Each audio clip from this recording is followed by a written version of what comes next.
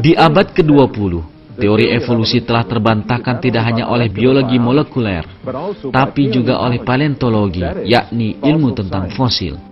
Tidak ada sisa fosil yang mendukung evolusi yang pernah ditemukan dalam penggalian yang dilakukan di seluruh penjuru dunia.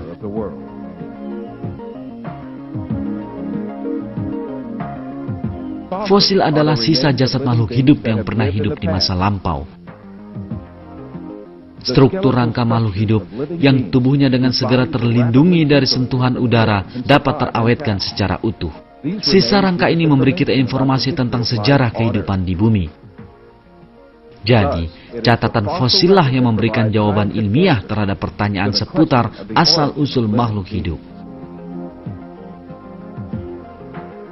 Teori evolusi menyatakan bahwa semua makhluk hidup berasal dari satu moyang yang sama.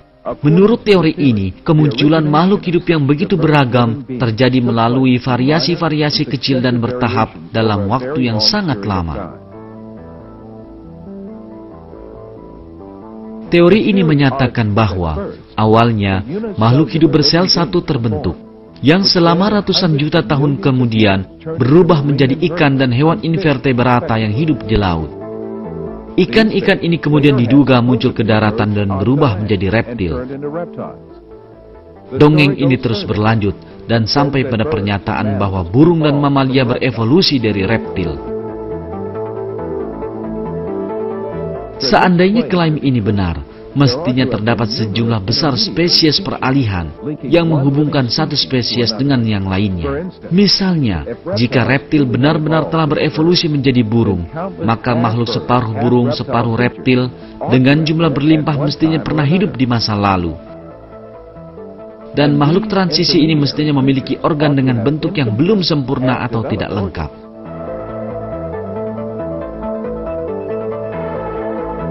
Darwin menamakan makhluk hipotetis ini sebagai bentuk-bentuk transisi antara. Ia sadar bahwa agar teorinya terbukti benar, sisa peninggalan bentuk transisi harus dapat ditemukan dalam catatan fosil. Dalam The Origin of Species, ia menulis, "Jika teori saya benar, beragam bentuk peralihan yang tak terhitung jumlahnya yang menghubungkan dengan sangat dekat semua spesies dari grup yang sama, sudah sepatutnya ada. Karenanya, bukti keberadaan awal mereka dapat ditemukan hanya di antara sisa-sisa peninggalan fosil. Namun, Darwin sadar bahwa catatan fosil tidak berisi bentuk-bentuk peralihan hipotetis ini. Inilah mengapa ia menyediakan satu bab khusus untuk membahas hal ini dalam bukunya dan memunculkan pertanyaan membingungkan ini. Jika spesies memang berasal dari spesies lain melalui perubahan sedikit demi sedikit, mengapa kita tidak melihat bentuk-bentuk peralihan dalam jumlah tak terhitung dimanapun? Karena teori ini mengharuskan adanya bentuk-bentuk peralihan dalam jumlah tak terhitung. Mengapa kita tidak menemukan mereka terkubur dalam jumlah tak terhitung dalam kerak bumi? Darwin berpendapat bahwa bentuk-bentuk antara ini akan ditemukan seandainya catatan fosil dikaji lebih teliti. Evolusionis yang meyakininya lalu meneliti lapisan-lapisan geologis di seluruh dunia selama 140 tahun dan mencari fosil-fosil yang hilang ini. Segala usaha ini berakhir dengan kekecewaan mendalam. Bentuk transisi yang diramalkan Darwin masih saja berupa khayalan kosong belaka.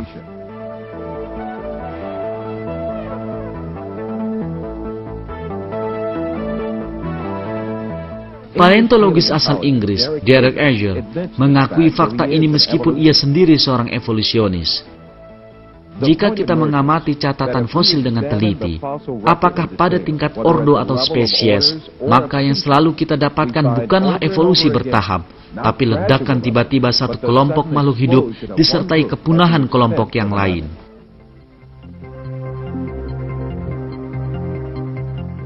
Lapisan tertua bumi, tempat masih ditemukannya fosil makhluk hidup adalah lapisan Kambrium, yang diperkirakan berumur 500 sampai 530 juta tahun. Di lapisan-lapisan lebih tua dari Kambrium, tidak terlihat adanya fosil makhluk hidup apapun kecuali sejumlah kecil organisme bersel satu. Di zaman Kambrium, banyak spesies beragam muncul bersamaan secara tiba-tiba.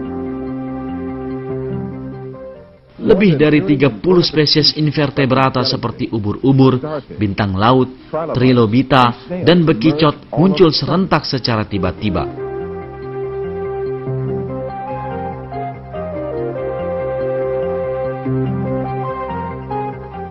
Makhluk hidup ini memiliki sistem tubuh yang kompleks seperti sistem sirkulasi dan juga organ-organ sangat kompleks.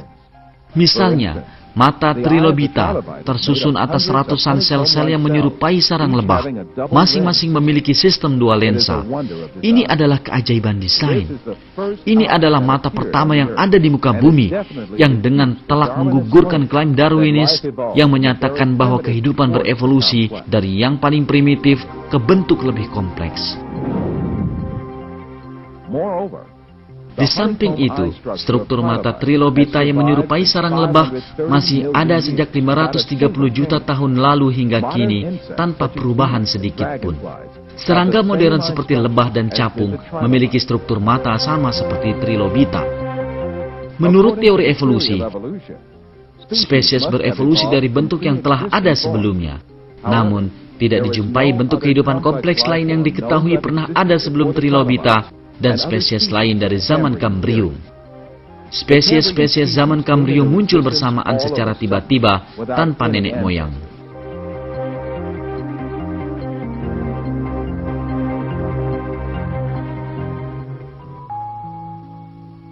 Pendukung teori evolusi terkenal, ahli zoologi asal Inggris Richard Dawkins, mengemukakan pengakuannya tentang masalah ini. Seolah-olah spesies zaman Kambrium ditempatkan di sana begitu saja, tanpa sejarah evolusi.